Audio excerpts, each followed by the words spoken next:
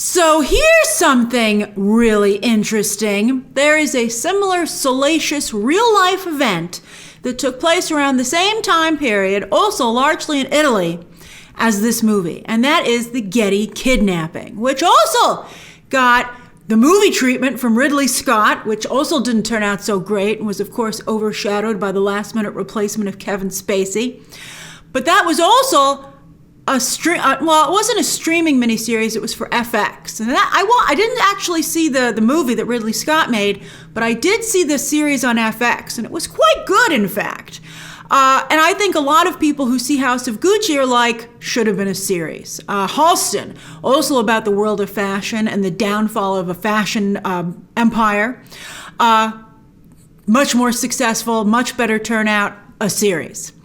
And I think, does this mean that can you not make movies anymore? Well, I think this really highlights how important it is to understand what part of the story that you want to tell.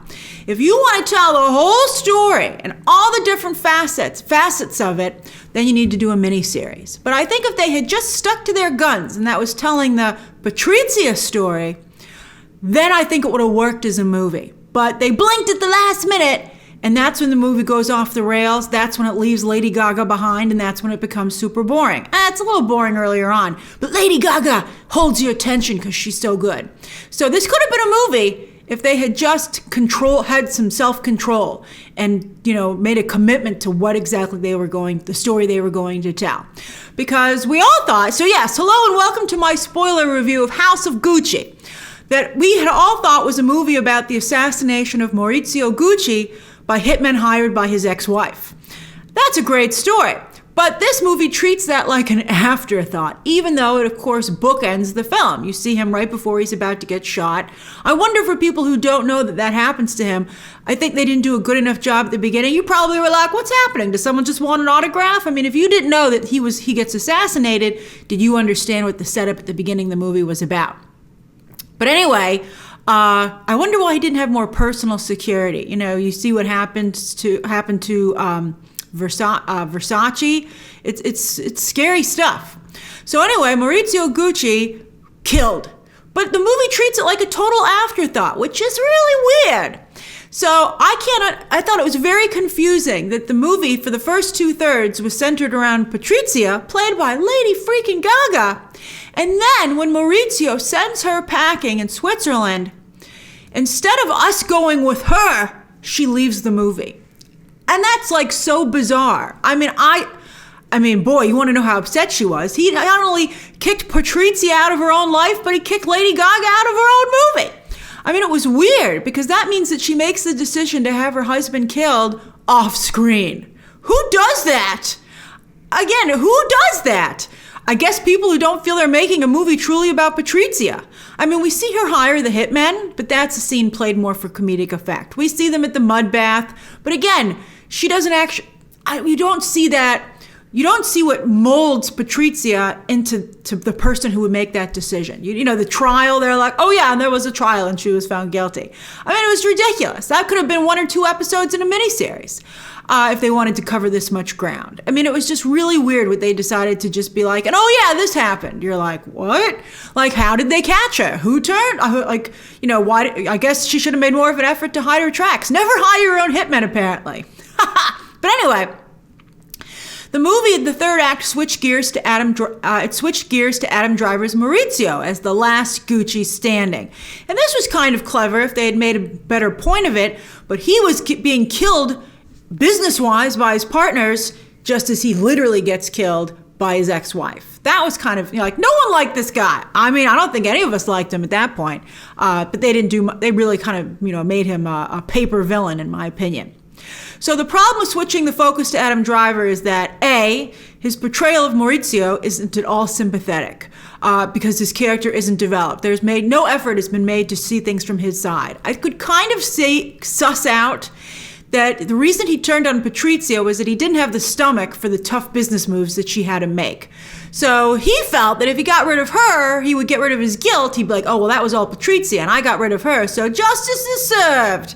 I mean, that would have been an interesting through line for this movie as well, the feeling of justice is served. While Patrizia also felt there was an injustice, and she really made sure justice was served.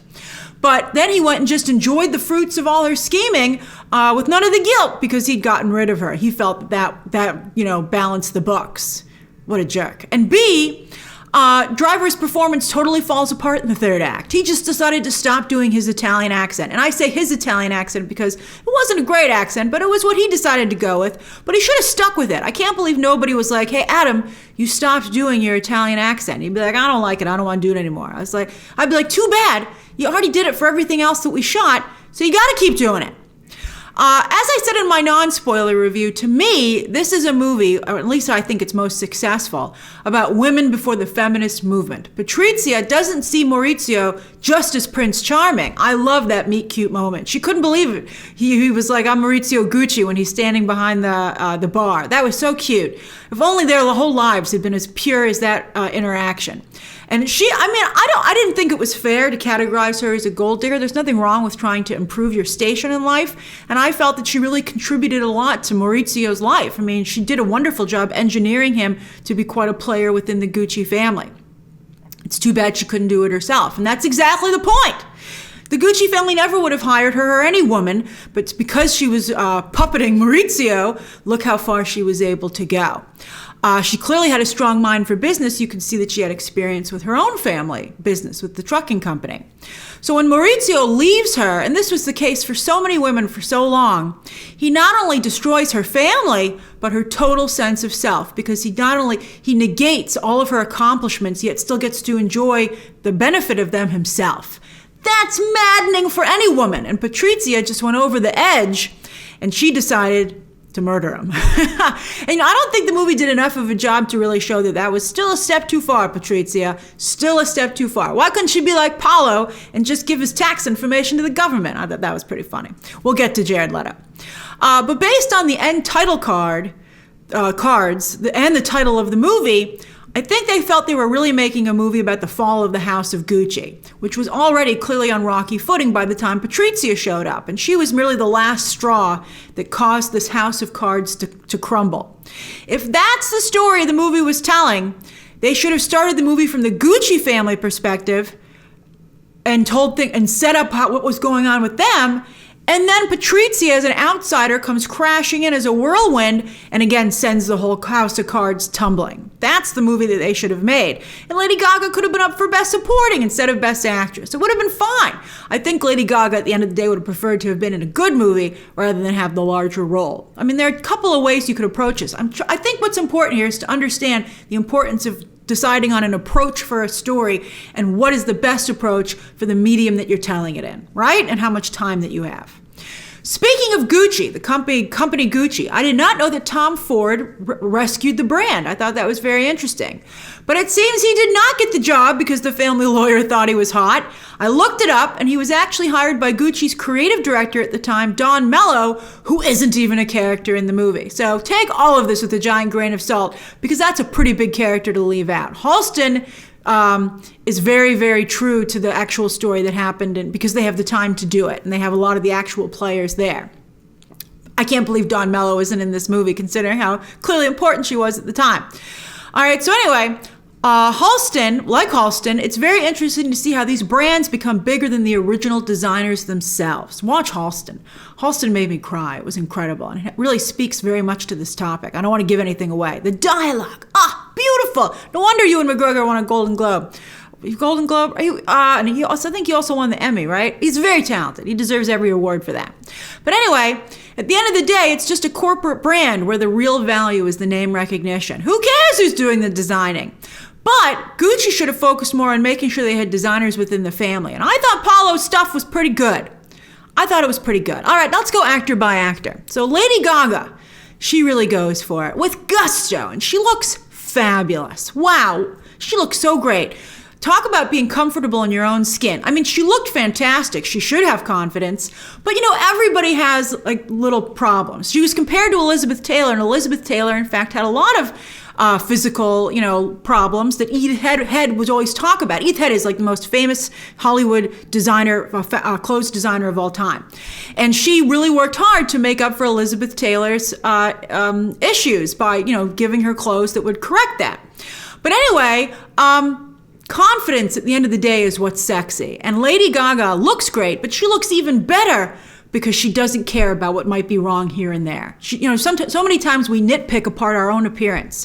But Lady Gaga is like, I look amazing. And I'm like, you do look amazing. And I thought that was wonderful. I mean, and my favorite look was the red dress when she met Maurizio. She looked so great in that.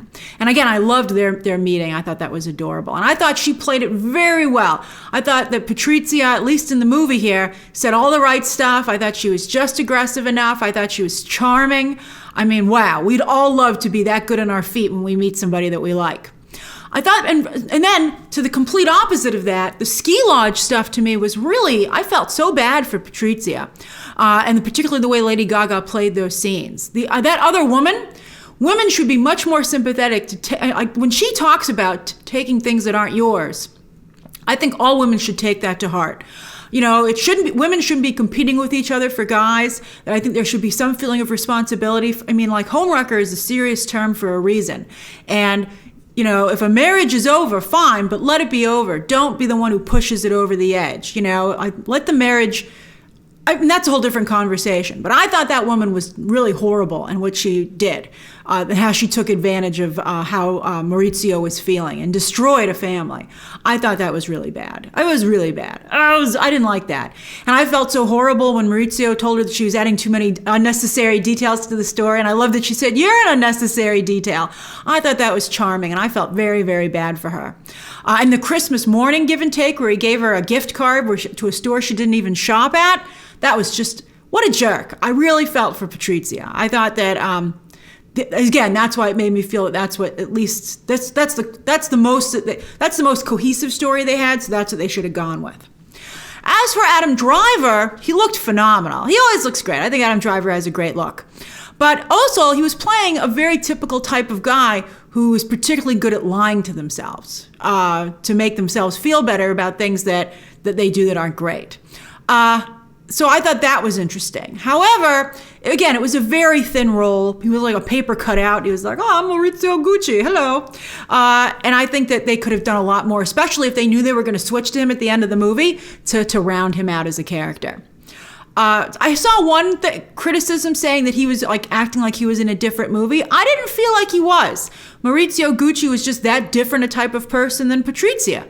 And I think that they exemplified that in their acting. Jared Leto, now he was over the top. I thought he was great. But again, I think there were people like that. I didn't feel that he was over the top as an actor. I think he was portraying very much what a lot of children of wealthy families are like. They make a lot of assumptions as to what they're going to get and how their lives are going to go, and they're very disappointed and angry when that is not the case. And they often, there's a lot of assumptions from their parents as well, that they will just turn into these great bastions of industry who will be worthy of taking over the company. And then they're like, "Oh wow, I put no effort into raising my child and they can't take over the company anymore." And everyone's upset, and it's just a disaster for everyone. And I thought this movie depicted that. I thought his reactions were incredible. I loved when he was on the phone and he was like, "You said nothing serious was going to happen to my father. This seems pretty serious." I thought that was great. And the fact that Paolo, or at least this version of Paolo, because again, I don't know how accurate this is, but that this version of Paolo didn't understand how serious tax fraud was. I was like, yeah, that's how they got Capone. He's going to go to do some jail time. It's going to be bad. But also, I thought that Jared Leto did a really good job depicting how upsetting it is for someone who's like, it would be so easy for those of you around me to give me a chance. Like, it would be so easy for them to give him a small little line to test the waters with. I mean, they didn't care for it, but they didn't even seem to check with anyone else to see if someone else would. I thought his stuff looked pretty good. Again, I thought it was pretty good. So I feel like, you know what? Maybe someone will like it. Like, just because it's not the Gucci personal family, choice doesn't mean that there isn't an audience for it. And I think that Paolo was understandably very upset that nobody would even, I think it would be better to say, "Paolo, we gave you a line and it flopped," to make him at least feel better that he got a shot. To feel like you never even got a shot is pretty damning. Al Pacino, yikes, so embarrassing. It's hard to believe that even is Al Pacino. I thought when he had to sign away his shares, that was pretty interesting. I liked the business aspect of that scene. And the feeling and the realization that they just weren't going to be able to turn this around, and they had to sign away their legacy, which they did not do a very good job protecting, but still, it hurts. But Al Pacino, he overacted. I mean, with all due respect to Jared Leto, when Al Pacino can't compete in a scene with Jared Leto, how Al Pacino has fallen. And then Jeremy Irons also, double yikes. I mean, he wasn't even bothering to play Italian. I was like, your character's Italian. And he was like, I don't do Italian. And you're like, why do we hire you? He's like, because I'm Jeremy frickin' Irons. And I'm like, I don't really think that has any pull anymore. And then Salma Hayek, she didn't even get a character poster. She's not even on the main poster because she has no role. I mean, I think they cut a lot of the movie out. I mean, I didn't even remember seeing this like Studio 54 stuff in the movie.